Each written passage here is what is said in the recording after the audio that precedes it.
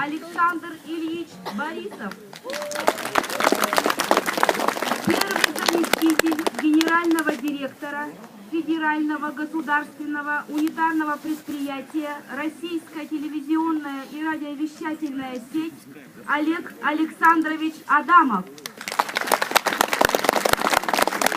Глава муниципального района Хангаласский Улус-район Гаврил Юрьевич Алексеев.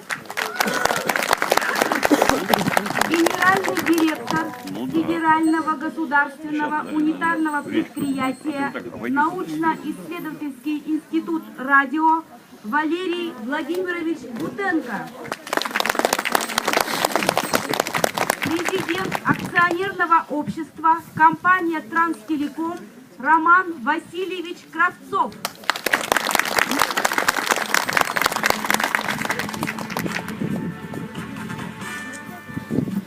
По доброй традиции якутский народ освящает все новое обрядом благословения Алгыс.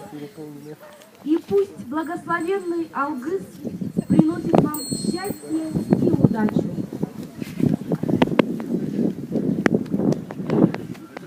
Аламайкын сыламынан эдіктабыллах, әттем нәхлеген ұлақтақтара, барады достырады, онна маннан ұрылды